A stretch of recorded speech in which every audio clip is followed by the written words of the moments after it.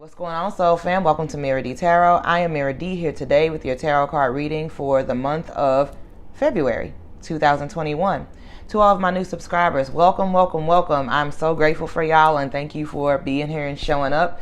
It's really exciting to be connecting with new people, new faces, new souls, and to see that there are more people showing up on this frequency, on this station. So awesome.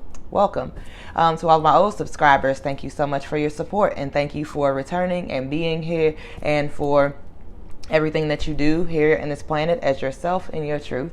And to all of the people who have not subscribed yet, go ahead if you are interested and hit the subscribe button down below in the corner for new moon, full moon, and also monthly tarot readings and meditations that accompany here on Mira D Tarot.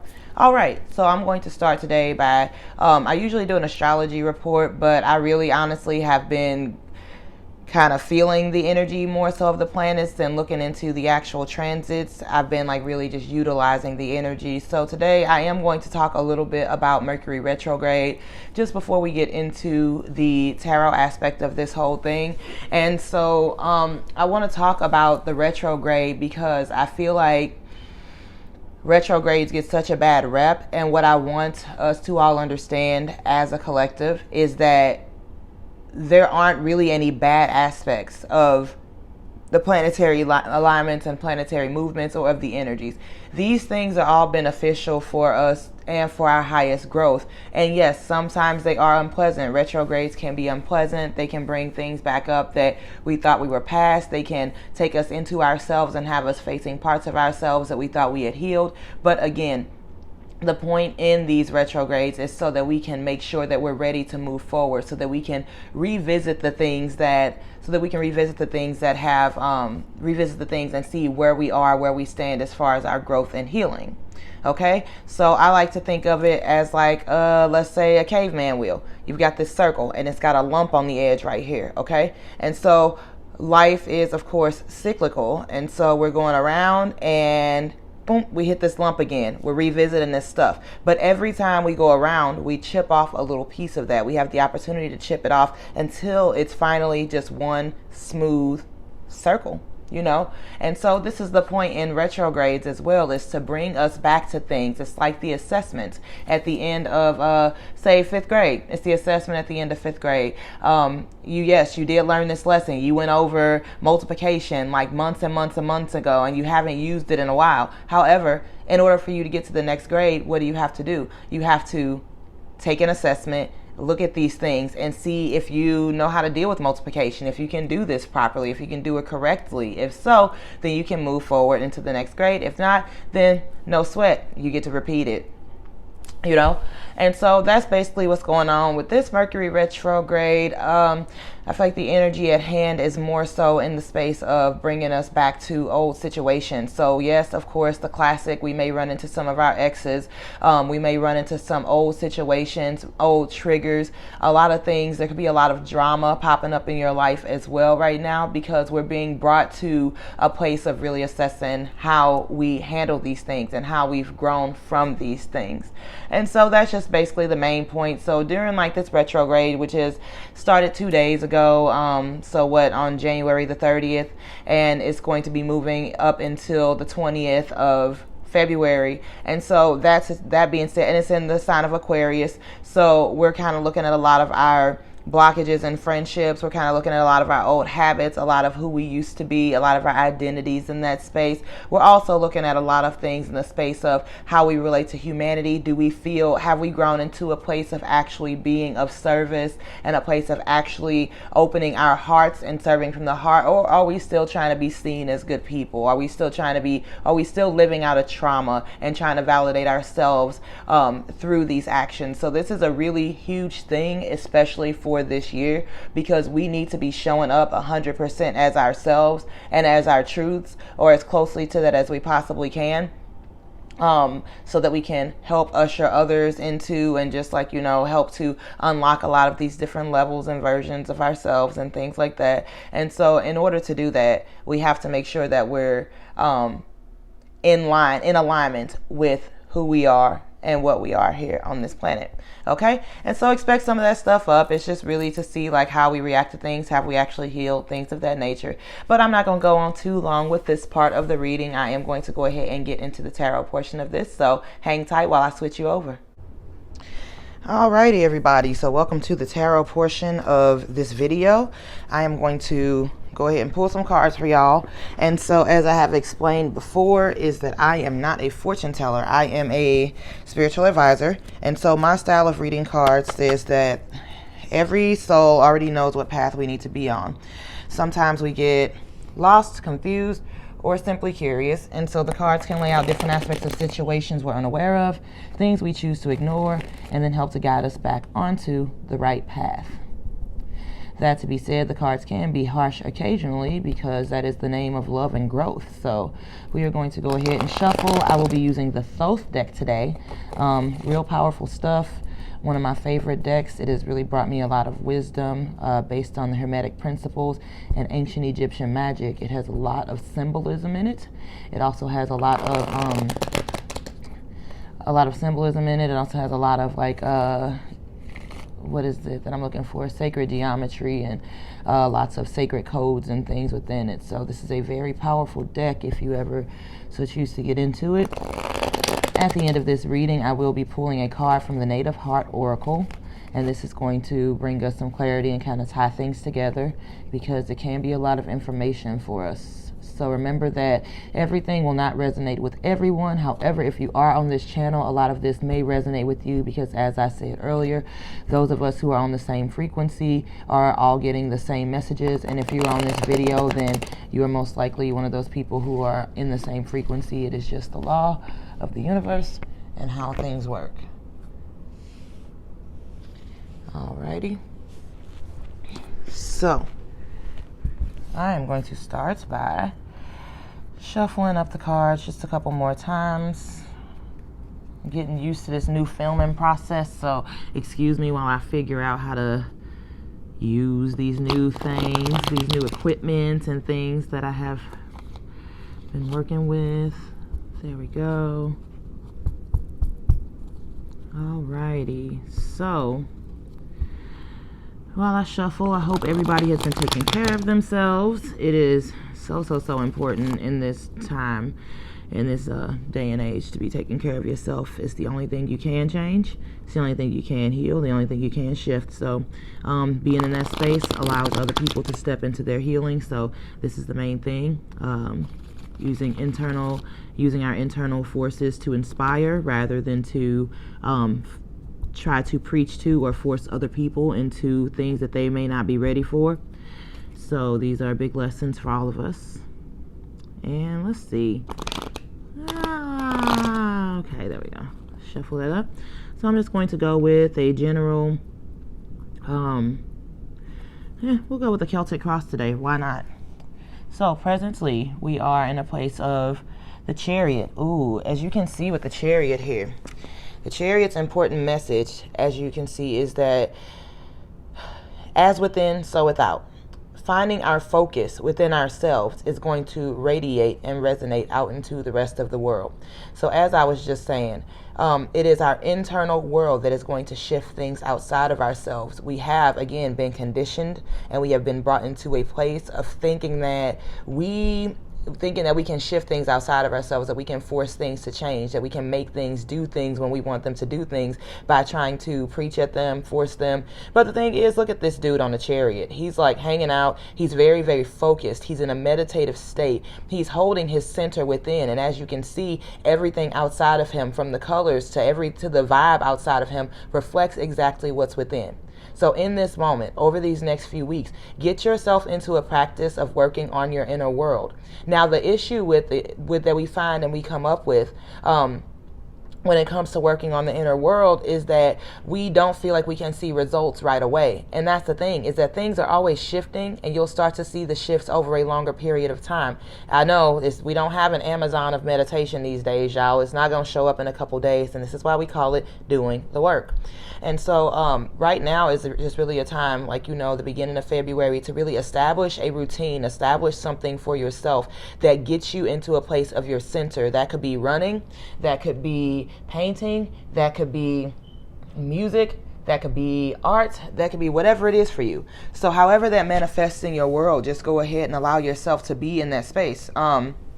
Go ahead and allow yourself to find that peace, because again, what did I say earlier? We are building the foundations now for the rest of the year and for, the rest of our lives, essentially the rest of our, our earth lives. And so, and then some. So we are, so in this point, it's time to establish something that keeps you down. What I would suggest to everyone is to start with getting a routine down in the morning. So like, it doesn't have to be anything that's like super elaborate, but having that, building that discipline to do something consistently is going to help you to bring more focus to your life. So you could, for instance, part of my morning routine is as soon as I get up in the morning, I write down my dreams. There's usually a song stuck in my head, so I write down like the name of that song as well. I pop up, I do a 10-minute meditation, and then I read one chapter of a book before I get out of my bed, because I'm training myself to be focused when it comes to reading. So, and I want to read all the books on my shelf by the end of the year. So if I want to get this done, I need to make a point to build a habit to do it. Now, is it easy? No, it wasn't at first. I just wanted to get up and eat and do stuff. But the thing is that I'm building this habit, and over time it's going to become easier. And over time it's going to become something, finishing a whole book, or, doing important things first before I touch my phone or before I do anything else is going to become just such a habit that I won't have to think twice about it, And so we can train ourselves to be distracted, or we can train ourselves to be focused. So right now is finding where your center is and finding how to focus on that. What's influencing this is the Queen of Cups. Ooh. So the Queen of Cups is the card of the Scorpio. But in this case, it represents Scorpio qualities and traits. So what's influencing this is our need to get in touch with our truths, our need to get in touch with ourselves, our needs to really dive into the depths of emotion. Emotion is the way that we create. Emotion is also the language in which not only ourselves, but the things around us, our thoughts and such, speak to us. And the Queen of Cups invites us into the deep pool of who we are. It invites us to come swim within our own depths, to step out of the shallow end and to really reach into our truth, to break the limitations and the bounds that we thought we had, and to really step into the places that most people fear. And so that's what this is coming down to. You are going to evolve so much this year if you continue to step in this way. Like this year gives you the opportunity to really become more than you ever thought you could possibly be, to go farther than you've ever gone before, and to go deeper than you've ever known before. I got that from a song by Ayla Nero. I posted in the comments. But yeah, so this is time for you to really just to go into your depths. Now, the thing that I do warn when it comes to this type of stuff is that sometimes people get into this place of trying to force it. The thing is that start by, treat it like anything else. Like start by treading the waters, just stepping into it and going in just a little bit deeper at a time. The depth will increase on its own. It's not something that you have to force. And the more you just kind of step into what your truth is right now, the more levels can evolve. It's like playing a video game. You have to unlock these new versions of yourself, and it's not something that needs to be done by force, because how many times have you gotten to the boss in a video game just to realize that you don't have some tool that you needed to beat him? So then you have to go all the way back through the level, and you got to go find the guy down by the grocery store who has this one like Apple key or some weird stuff like that, and they bring that back to you, and so that's really what it comes down to, is allowing yourself the patience. That's the thing about Scorpios too. Scorpios are ever patient. So the energy of the Scorpio, of this card, is an ever patient energy. It does not rush. It just seeks to immerse itself in itself and to feel what the next step is, to immerse itself in this and to feel and to be okay with and to just be in the womb of self at this point, And so that's what's going on now. So past wise, what do we have? So in the past, what's influencing us now from the distant past is the 10 of Cups. And the 10 of Cups says, hey, y'all, sit the hell down. We have everything that we need. And so when the 10 of Cups comes up, it says that the foundations that you have built are solid. The family, you have found your soul family. You have found the people that you connect with. You have found the purposeful things that make you feel purposeful. You have found a connection to yourself. So stop chasing it. At this point, it's okay. You can stop chasing this next version of yourself because you have done the work. Sit down and enjoy it. Sit down and enjoy it. The way I explain to people a lot of the times is it's like we are so busy chasing this version of ourselves that we forget to stop and to enjoy this version of ourselves. We are chasing it, and so we're like, oh, okay, I have to, I liken it to, like, getting, like you say, you get the keys to this new house that you've been wanting for 30 years. You finally get the keys to this house and you're like, oh, okay, now it's time to move. No, stop and enjoy it. Furnish that mug. Like, put some paintings on the wall. Live in it. Live in it for a minute. It's okay. The next version of yourself will come naturally, and when it is time. But what's the point in working towards something if you cannot enjoy it? So let's break ourselves out of that. You have everything you need. You are solid. You are good. You are gravy. You are grand. You are Gucci. So go ahead, like, just be in there. And the thing is that when you can sit down, take a couple deep breaths, and tap into what your soul family feels like, you're going to automatically recognize the people and the things that don't fit into the vibration of who you are, and those are things that we need to look at, that need to be released, because they have their own family peeps and their own things that they need to be, like, involved with and such. So that are going to help them grow and everything. And we have to get away from holding on to things from obligation, because we are taking up energy that needs to be neutralized for something that's beneficial to us now. Okay. So in the just passing, we have the 8 of discs, and the 8 of discs is all about learning new skills. Yeah. So like the 8 of discs says that we have been stepping into, we like little babies right now. Like, we're learning how to walk. We're like, we're really curious about the world, really curious about how things work. And we're like finally at this point where we're like learning new skills. And it's not like a new beginning completely, but this is revisiting things that revisiting things as a new person. Revisiting places that we have been as a new person, and watching the new ways that we can learn when we've opened ourselves up to different dimensions of things. And so we've essentially like stepped into this next dimension of self. So even revisiting the same places, people, or things isn't going to be the same experience, because we have leveled up. And when I say same people, places, or things, it may not necessarily be in the same physical environment, but there are things that are familiar. So how you react to these things, what's going on, whatever's going on, like, you're able to have a different relationship with it because of your own growth and change. So what I see with the 8 of discs here is learning new skills. So we're all stepping into a place where we're opening up, we're learning. Last year was it may have been like, it was rough for a lot of people, and I think that it wasn't rough for everybody. But I think that this is our time where we're kind of stepping out of the shadows. We've adjusted to things, and we're more so like looking at, all right, what next steps do I want to take? And I think that spiritually, last year was rough for a lot of people, because we were put into a position just based on the planetary movements, and even with like with the whole event that's like going on, like, the whole global event that's been going on and everything. There's also this shedding of who we thought we were and stepping into the truth of who we actually are. And so I think that that's really important to understand too. So now we're like kind of adjusting to this soul version of ourselves, and this version of ourselves with all the shed identities of our jobs and of our of what we thought we were, of like what we thought our relationships to all these things were. And so now we're stepping into this fresh new territory. So that's cool. Yay, congratulations. Learning new things. That's awesome.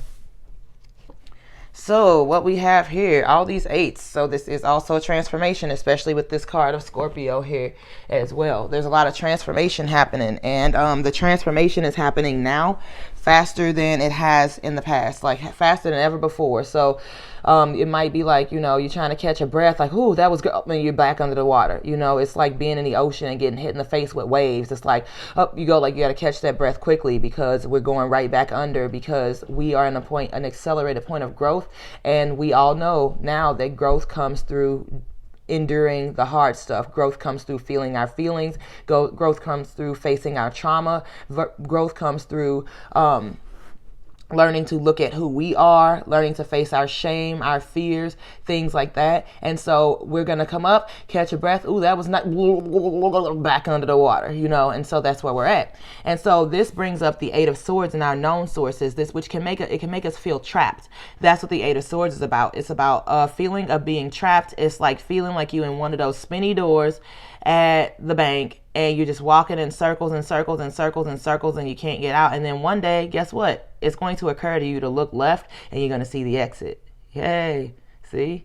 And so like that's the thing with the 8 is that you may feel stuck, but you're not actually stuck. Just be patient with where you are. Sometimes we can start to feel stuck when we're trying to create changes, and when we're trying to create changes where no change is needed, or when we're trying to not be accepting of where we are in this moment, you know. So when we're trying to avoid where we are in this moment, sometimes it can cause us to shift into this feeling of not doing enough. All right. Okay, cool. So we have that. So just be where you're at, and then just wait for things to shift. Don't worry, as the sun has never forgotten to rise.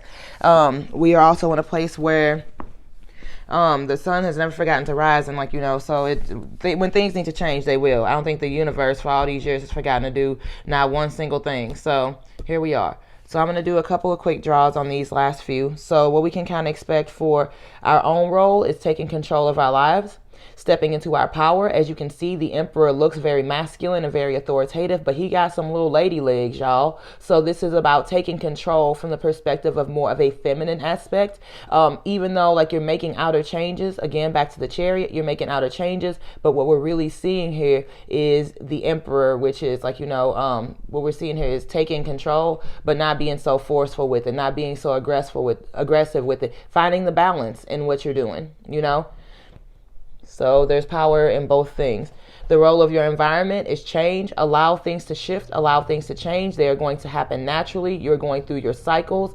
As this change occurs, just allow yourself to be. You're going to start to see this change in the physical world. You're going to start to see these shifts in the physical world. You're going to start to see how you have healed internally in the external world. So just allow yourself to be there.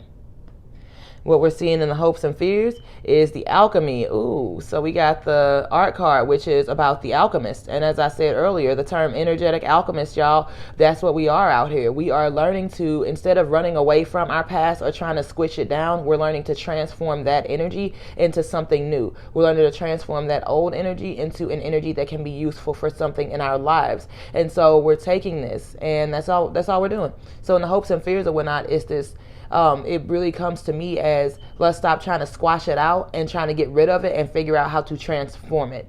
This is about acceptance, y'all. This is not about cutting pieces off. We ain't surgeons out here. We're alchemists. We're here to change things, to transform things, okay? That's to say in the outcome, we have the Three of Wands, and the Three of Wands is about virtue. Make sure that you are stopping. First off, let's make sure that with the Three of Wands, we're taking action and we're stopping. Like we're at a place where this is enough. And that's the main key thing is this is enough. I've done enough work. I don't have to keep fighting. The 3 is the initial completion. Okay, yeah, I do have to keep, I have to keep like working towards something, but so let's stop at our 3s. Let's stop at our 6s. Let's stop at our 9s. Let's take time to celebrate ourselves and to assess how far we've come, who we are, and what it is that we need to do. Let's take time to look at our plans again. Look at where we are. Look at our map. See if we're going in the right direction. If we're going in the look at our hearts. Feel if we're going in the right direction, you know? And so that's what this really comes down to is like in the outcome, just recognizing that first off, there is no outcome. Also with the Prince of Wands coming up, this is learning to direct our energy in a way that is productive and not just like shooting off arrows like in every which direction. We are learning to like direct our energy in a very specific and beautiful way. So what I would say is take it down, tone it down, simplify, take it down to 3 things that you want to accomplish, 3 things that are important in your line of work right now, and let that just be it. Okay. And so take it down to those things. Recognize that there will be always be infinite things that you can do. And so there is no rush to do any of it. You know, you're never going to get it all done. And the more that you get done, the more you discover can be done. All right. And so that's the whole main message, is like directing that energy. And rather than being sporadic, as I was saying with the books earlier, rather than reading like 3 chapters of 10 books, how about I sit down and finish the one book and absorb the knowledge from that one book so that I can move forward and build a foundation for reading the next book, you know, and building that discipline. And so it's been quite difficult to simplify.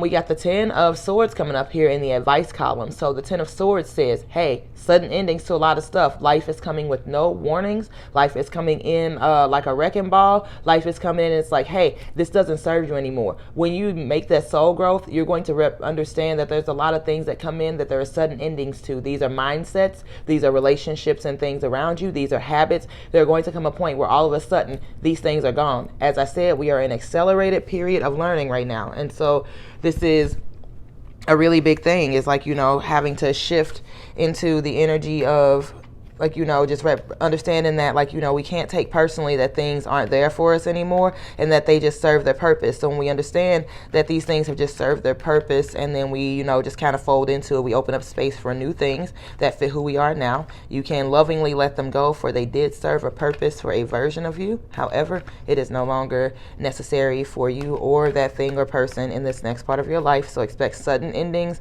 more so than, Earth Star chakra falls out. So expect sudden endings more than anything else, more than like these subtle, soft ones that we've been used to.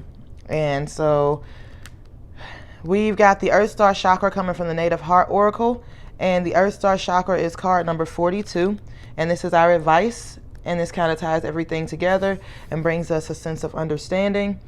The Earth Star chakra is past life connections, future visions, and respect for yourself, others, and the earth. Immerse into the depths of the unknown, only to birth a part of the self never met before, yet all too recognizable to the soul. This mandala brings you the aligning energy of the Earth Star chakra. This magnetic star anchors your universal self deep within the Earth's core.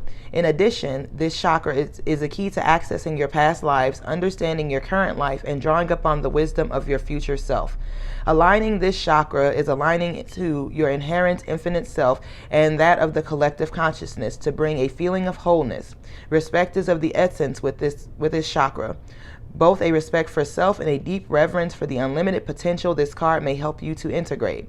The Earth Star Chakra Mandala also guides you in clearing your energy field on all levels and may indicate that you have taken on the energy of another through your role in service. If you feel this to be so, do a meditation to clear your energy.